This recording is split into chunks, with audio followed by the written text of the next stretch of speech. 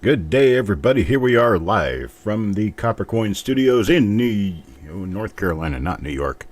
But anyhow, I wish I was in New York sometimes. But most of the time, no. How's everybody doing today? Looks like we have a rather small audience right now. I'm sorry I've had to push this back so many times. I guess it's one of those things where everybody will start tuning in once they see I'm here. Hello, Crispy. Good afternoon, sir. This is a 1949S. Nice BU roll. And we're going to get going here. Just a minute. Hello, Mickey. Good day, sir. There's Eric. There's Mr. Adams. Good day, good day, good day. Hopefully Carl will make it back in. All right, here we go. First coin up is going to go to Eric, and Eric happens to be here. How about that? Let's see what Eric gets. Yeah. It does not look like an RPM. It's not one of our pointed 4 double dies that we look for.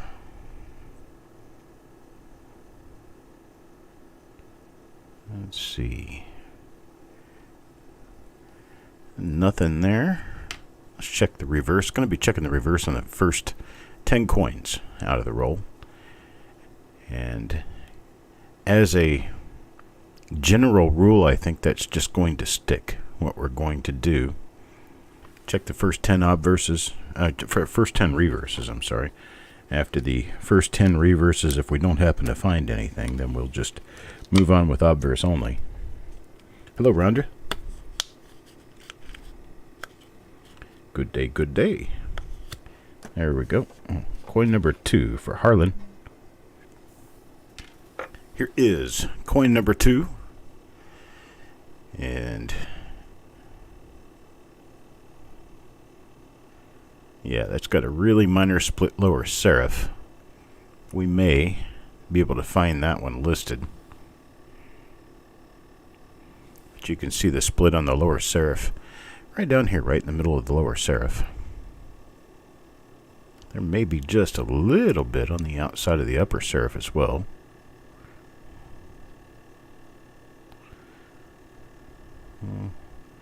I don't know for sure. Let's see. Let's flip it around so we're looking at things more straight up and down. There we go.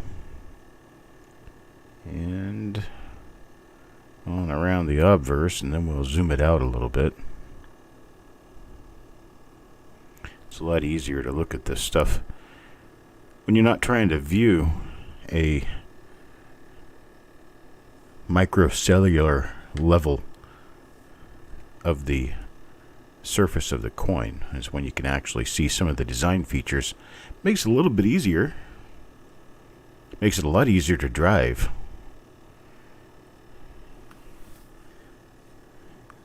This is like riding a bike in a driving lane on a car on a highway.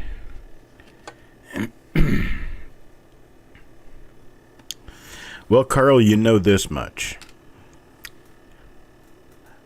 I can tell you who got what, and who got stuff, and who didn't. And then when you want to see for sure, you can always go back and take a watch later. This is another RPM. I believe it's the same die as before. We're going to mark this one by a strong die scratch right under the lip. And take a look at the reverse on this one just because we don't know for sure whether it's the same die. And then we will actually check coin number 2. This one's for Mark. So we'll actually check coin number 2 and see if it has that strong die scratch right under the lip. And it does. Right there. So that we will be able to use as our marker. We've got one for Harlan and one for Mark already. Let's see what else we have here. Stephen, coin number 3. for Stephen. And this one appears to be normal. I don't see anything specific going on with the date and mint mark area. Let's check around and see if we come up with anything else. This one's a different die. It has a skinny mint mark, just because it wasn't punched in real deeply. So let's go back and take a look for a marker so we know this. Well, see, this has got a strong die scratch out in front of the lip too, but it's further out. And so this one is a normal coin. Get these turned around the right way for me. Here we go. Coin number 5. Now going back to Eric. And Eric on this one, get a different, relatively new looking die for us. I don't see anything doubled on here though. Nothing on the mint mark. Nothing on the date.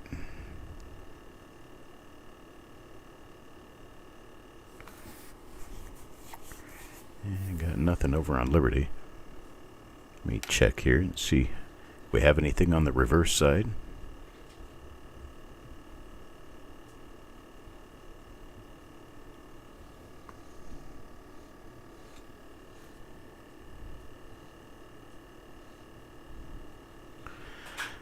Nothing on that one.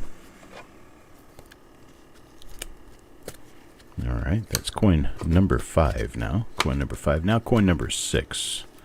Let's see what we got for coin number 6. Roger.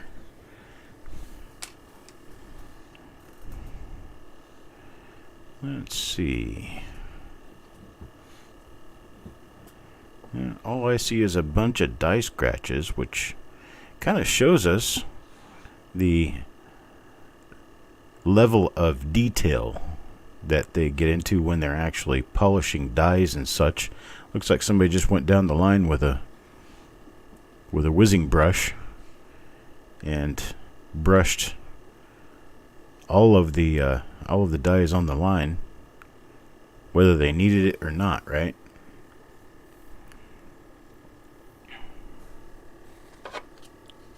You ready to race? Putting flips together. There we go. I have to call over and get the remainder of the flip inserts up to 600 done, and we can take care of getting those done. But I've also got proof coins and BU coins to take care of. So I'm never going to run out of the need to have flips stuffed. That's going to be a very regular thing for me. This is the same die we just got. Has a little bit of a damaging die gouge scratch coming out of the top of the D of God. We'll look at the reverse on it anyway, but we know there's not a double die here because we've already seen this reverse. Well, that's different. What's going on there? Let's flip that over and see if we have this on the other side. And we do. What we have here, folks, is a rim clip. This is a clipped planchet. It's an incomplete planchet. This little area right in here was not totally rounded out. There was a little clip taken out of here, and the weakness at the rim is the result of the strike trying to fill in the rim all the way, and there wasn't enough metal there for that to happen. Let's see if we happen to have a Blakesley effect. It's not likely. No, it's not likely. This is too small of a clip, but this is a clip. Clip planchet, incomplete planchet, whichever way you want to say it. You know that because the rim gets really weak on both sides. There's no other damage, and there's nothing that fans out larger than a coin should be. So the coin was completely inside the collar like it was supposed to be when it was struck. It's just that this one happened to have just a little bit taken out of the planchet before the coin was struck. And this one, it's almost not enough to notice, but this one goes to Farm Dog. Coin number 8 is next. This one goes to Frostbite. Let's see what Frosty gets. Oh, look at that. Nice lower serif RPM there. Really nice one. That one didn't take any time to detect. Nothing on the I. Nothing on Liberty, except we've got 2 really strong die scratches past the Y, and then we've got a heavy die gouge coming from the bottom of the L to the rim. Nice markers. We're going to try to get a marker that's a little closer to the date area, though. It's going to be kind of difficult because there's a lot of them with these north and south die scratches. Okay. I personally see the Roman numeral 7 right above the 1. We've got a V right here, a V, and then an I. V, I. So that's going to mark that particular RPM for us, and then we can come over here and look at this to see that we definitely have the same one. That's coin number 8. Going to Frostbite. Now coin number 9. Number 9 to Mr. Fletcher. Jim Fletcher. He has another RPM. This one is different yet. Again, this is not the same as the one we just looked at, and it's not the same as the others we've seen. This one has a die scratch popping straight out of the south of the mint mark itself. Really nice lower split serifs. Look at all the fuzz going on in front of the eye. There's also a pretty heavy mark of damage right out in front of the forehead on the die. Those 3 little fleck marks. Looks almost like a bird's foot.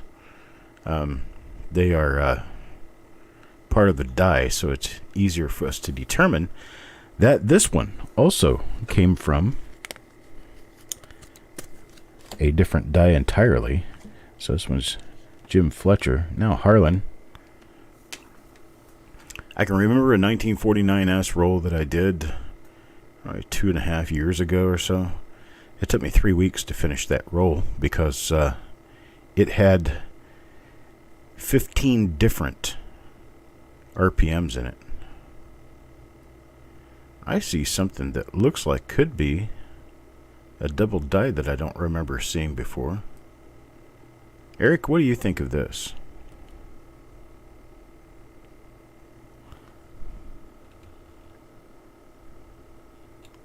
Look at that T. That T looks like it might be doubled right over here. What do you guys think about that? You think this one could be a double die? All I see is what appears to be very, very weak doubling just next to the T. You thinking DDO? That's what I'm thinking too. Let's see what else we have. Let me put it at a different angle, make it easier to see everything. See, it disappears right there. You have to turn it back up this way to even see it. So, I think I might see just a tiny bit of it on the S. The other T doesn't show anything. Doesn't look like we really have anything anywhere else. It's just on that one T.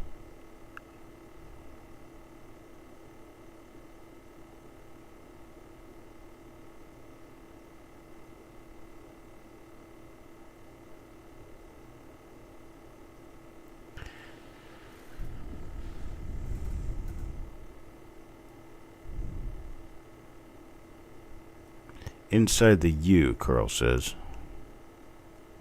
Alright, there's that T again. I don't see anything inside the U. Let me turn it around a little bit more. No, I don't see anything there. I see a little bit of a die scratch inside the U, but that's it.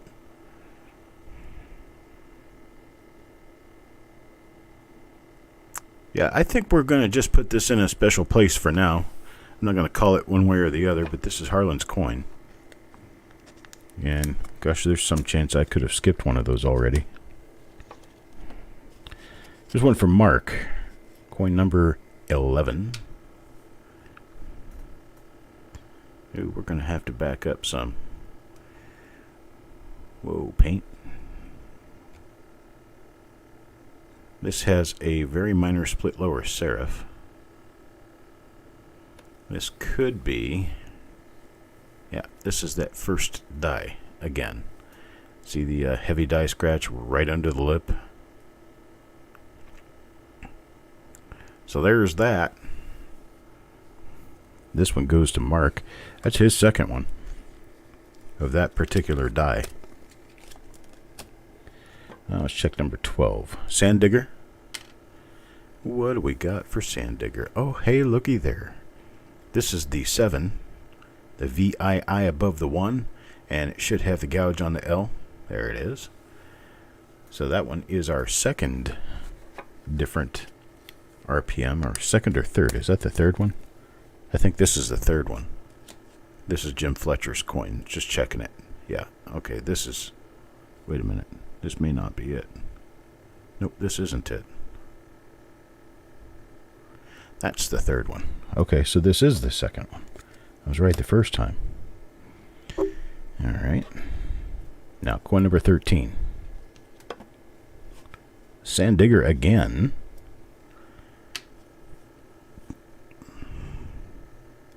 Sand Digger. Get this in focus. I think it's an RPM. Nope. Not an RPM, but it could be that T thing. It is. It's got that little bit of what looks like doubling next to the T. Strange little thing. Let's see. What can we use for a marker on this? I've got a little apostrophe right next to the 1 in the date. It's a really small little die scratch right there. I think that'll work. I think we could use that. There's also a really strong one in the eye area. I've seen a few die scratches in the eye area, but this would just help confirm it. I will set this one in a special place along with Harlan and take a better look at it later. Coin number 14 now. Ent.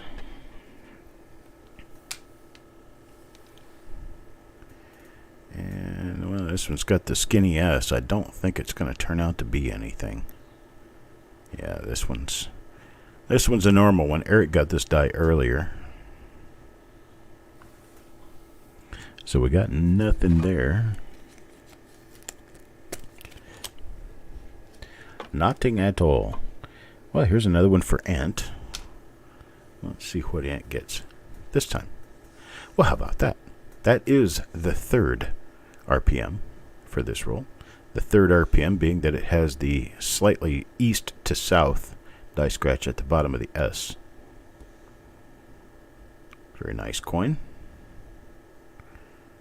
Well, was a very nice coin until I got to that side. Maybe we should just stop while we're ahead, right? And look, if you cover up your left eye, it looks just fine. Alright, that one's for Ent. Here's coin number 16 now for Carl. Carl, what are you going to get? We're going to get you something good? No, unfortunately. Yeah, this is one of the normal... Is that a die gouge above the T up there? Looks like, yeah, it is. Is that interesting? Die gouge up there. But we don't have a double die. Don't have an RPM. Don't know nothing about RPMs. Don't know nothing about double dies. Right? Coin number 17 now. Steven. What do we get for Steven? There we go. That's our first. Nope. This is yet a different one. This isn't the first, second, or third. This is a fourth. Rip 'em. It's got a little spike sticking up out of the 9. It doesn't have the... almost looks like a vampire die there. A little thing, looks like a little tooth come out of his lower lip there. But we have the little die scratch that we expect on the first die isn't there. The one right in the crook of the lip. So this one is a number 4 die out of this roll. It's actually number 5 because number 4 was that funny looking T. Let me move things around just a little bit here. Get myself a little more space to operate. Here's one for Bo Palmer. Ho, Stephen. Good day to you, sir. One for Bo Palmer proves to be an RPM. Did get an RPM here. Let me move my hand out of the way here. We do have an RPM. It's a minor one, but we do have one. And this one might be a 5th different die. It's got a heavy clash at the throat. So this will be a 5th different RPM die. Good gosh. Well, Eric, here we go again, right? Eric's starting to get hives from the anticipation of having to go through all these rolls I've been collecting while he's been working on the house. There's going to be plenty. All right, now coin number 19 for Paul. This one is a nice one. It is an RPM. Is it the same RPM that we've been seeing, or is it yet a different one? I think this is maybe yet a different one because I don't see any of the markers we know. Don't see any of the markers that we know on this one. I've got a long die scratch coming south out of the nose on this one. I will not be able to keep all these straight for very long, because now we have 6 different RPMs in this roll. At this point, we've done enough 49S rolls that most of them should be identified by now. But who knows? We may have a whole new lot. There's another one. Another RPM. This is the 3rd one. This matches the Fletcher coin. There's your little crow's foot right up there in front of the forehead. And it's a very interesting little bit of damage. It looks just like a a duck's impression in the mud. There's a little struck through right up there. That's actually a pit in the coin without rims. So if it's a pit without rims, it was placed in there during the time the coin was being struck, which was in the minting chamber, and it's not considered damage. It's considered something else, which is called a struck through. Anytime you place something on top of a planchet and strike something into the coin, you're doing a struck through. And a struck through, sometimes it retains what it was struck through, and then it's a retained struck through, which means the object is still in the coin.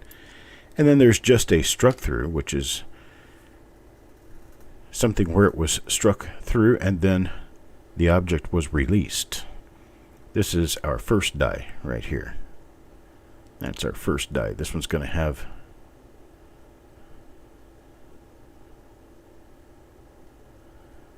what else did we? I guess it's just a lip that we did on this one. But this is our first die again. Well, this is loaded. This roll is loaded. Let's see, coin number 22 now for Frostbite. This is also one of the, this is the vampire one. He has a sharp tooth right there on his lower lip. Mwahahahaha. I don't see anything to tell me exactly which die this is. I think it's the 4th one, but I'm not sure. I've gotten myself to a point where I can't keep them straight. There's so many different ones. It's loaded because Mickey's not in it. Well, don't do that to yourself, Mickey, because you're going to give yourself a curse. And you give me a curse because every time you want in, everybody else will back out. So you bring a lot of luck. It's just a certain kind of luck on certain days when you're holding your mouth just right. This is the last one that we picked because this is, I thought this one had a die scratch coming south out of the nose, but it definitely has the the clash mark. It is an RPM. I'm just going to start stacking these up because I'm not really sure which pile is which at this point. Malcolm, I'm not awake enough for that. It's the weekend. Here's another one. This one's got the little horn sticking up out of the 9. We've seen this die before. I can't tell you which one. That's the vampire die. Okay. That's the vampire die. It's got the little horn sticking up out of the 9. So it's got the little devil horn sticking up out of the 9. And it's got the little vampire tooth. So nobody is going to want this evil little thing. I'll just keep it.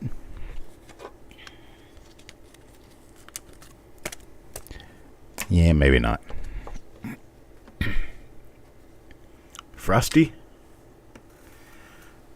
Mr. Frostbite also gets an RPM. Well, it's a whole row full of RPMs here. Let's see, which one is this? This is the one with the long die scratch coming out of the nose. So it is the 4th or 5th die. 6th, something. It's later up in the whole thing. Let's see, here's another coin for Jim Fletcher. Let's see, we do have an RPM here. It's a minor one. But I believe this is the first die again. So go back to the first die. Jim's got at least a first and a third. Who's on first? What's on third? I don't know. No, he's the pitcher. Was it yesterday or tomorrow? Yesterday was a catcher. Something like that. Here's another one. This is our little vampire one. You can tell he's got the horn sticking up out of the 9. There's the little vampire tooth on the lip.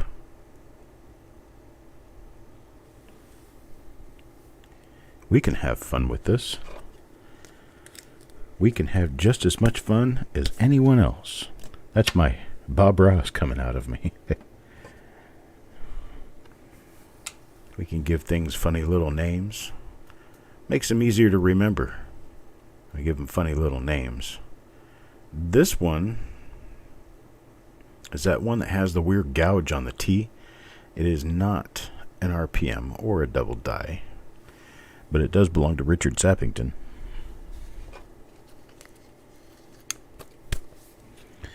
Maybe I should grow a big afro and a beard.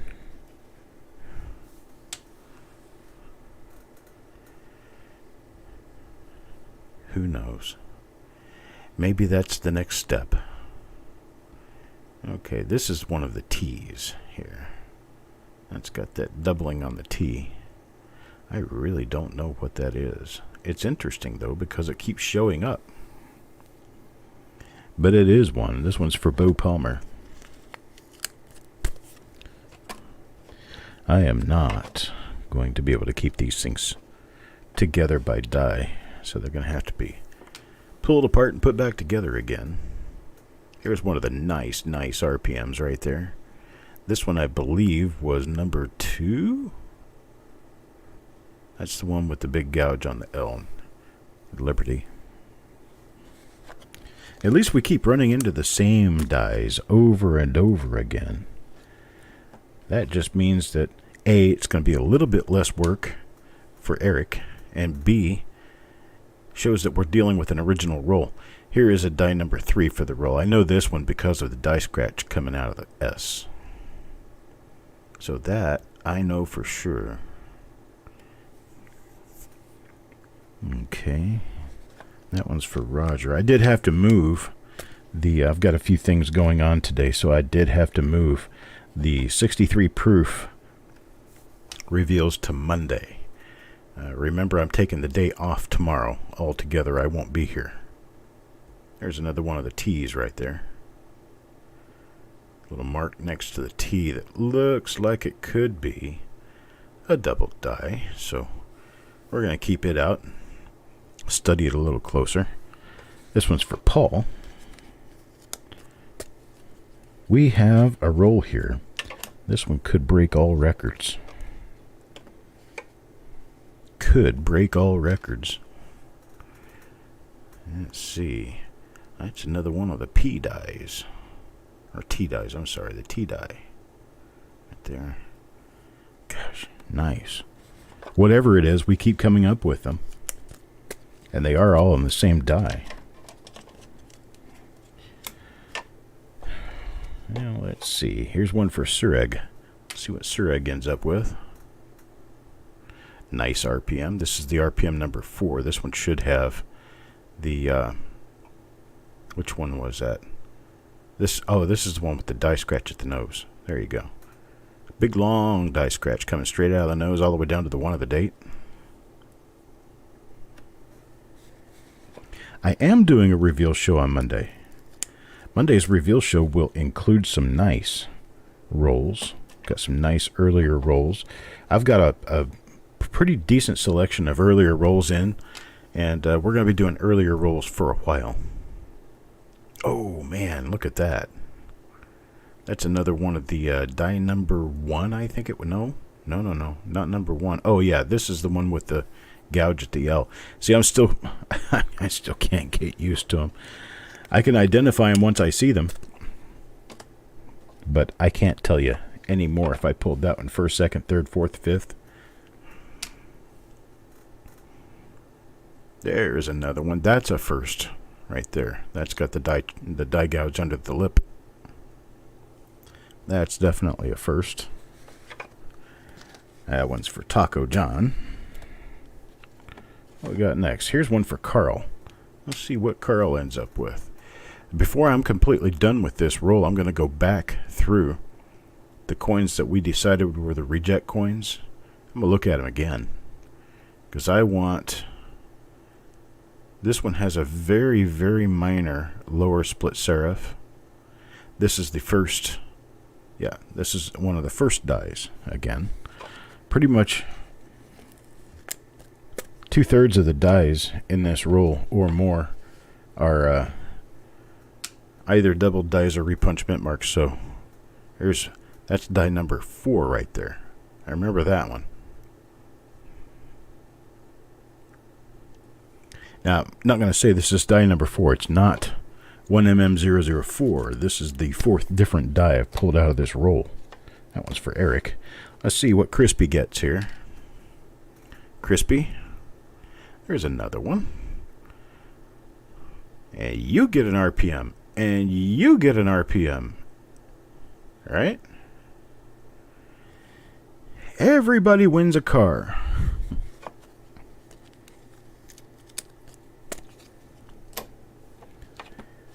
Coin number 40, Sureg. And Sureg gets one of the nice ones. Super. That's super nice. There it is. I believe the reveal show Monday will incorporate at least 2 rolls from the 1930s. Or maybe should I keep it down to 1 roll from the 1930s? That way everybody can get involved in more different reveals. That's another one of the T coins. Let me know. Let me know what you think about that. Keep things on slightly lower budget, only 1 roll. That's over $10 a coin, and then the rest of them cheaper. Okay.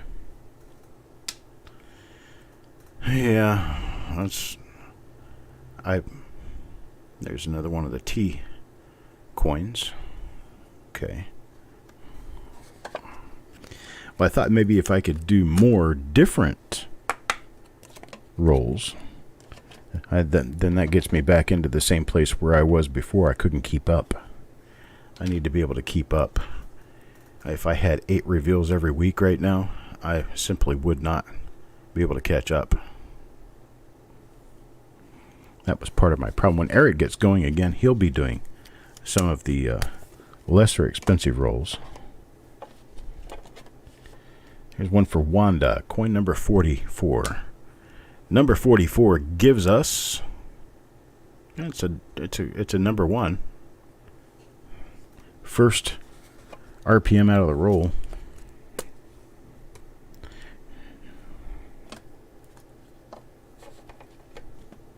Number 45, Taco John. And Taco John will get There is another RPM. This is the one with the clash at the throat. Yes. We're doing really, really well. Very well, actually. Coin number 46 now. Back to Carl. And here's Carl's coin. Nice RPM. Pretty. Oy. Oy vey. I like it. That's that one with the 2 scratches next to the Y and the gouge out of the L. E-I-E-I-O. I think this is Carl's second one of those. Can't any of you, I'm sure, keep up with what everybody's getting. I sure can't. Uh-oh. Uh-oh. Looks like a normal one. That's a normal one. That's got the gouge on the T.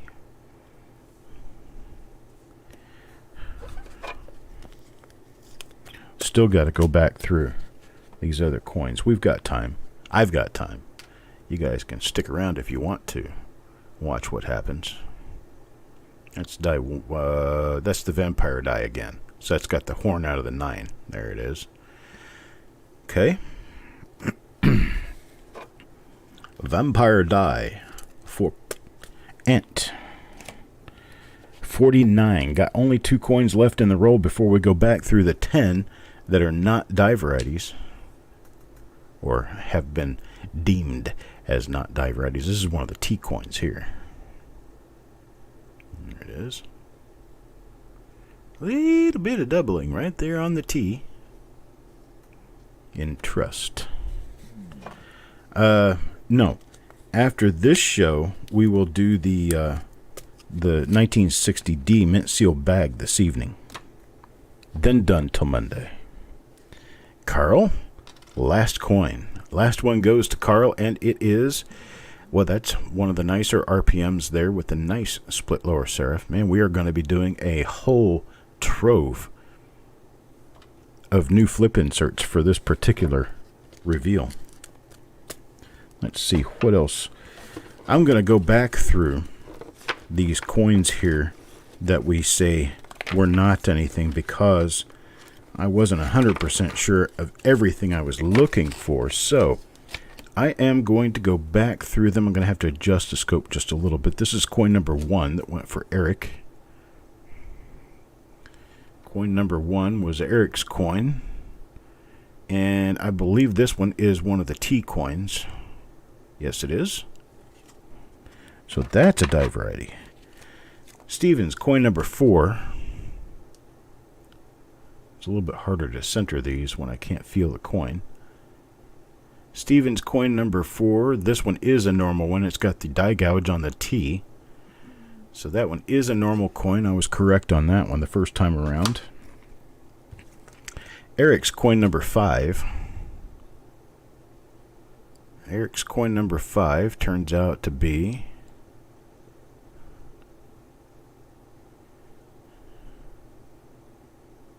it's one of the T coins.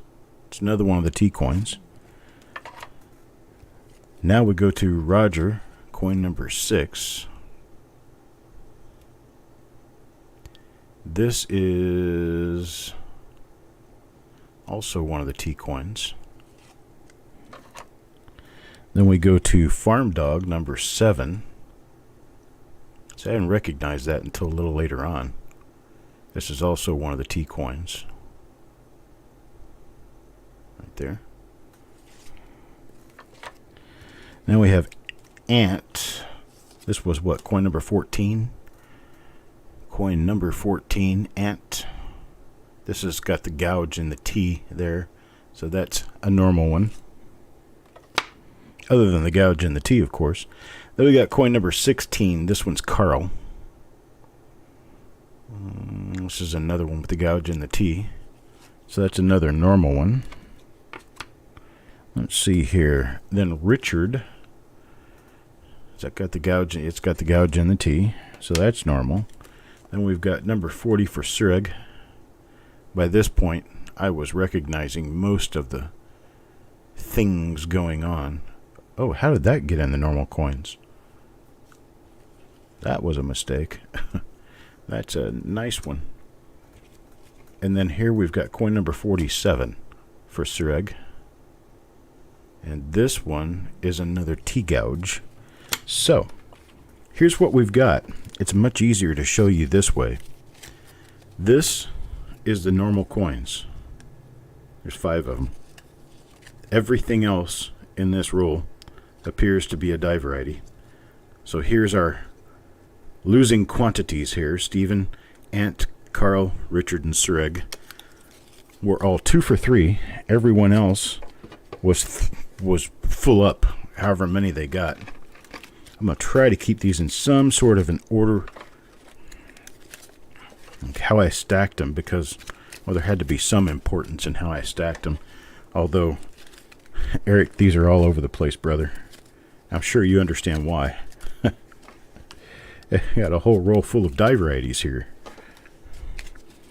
Well, this is a record, folks. You have witnessed a record. We have a grand total of 45 die varieties out of one roll. 45 die varieties in one roll. So there we go.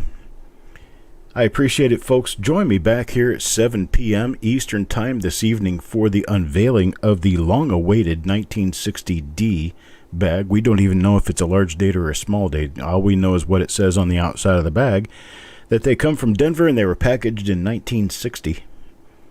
So we're going to open that up and figure out what we got there. 7 p.m. Eastern this evening. I appreciate it. Have a good night, or have a good day.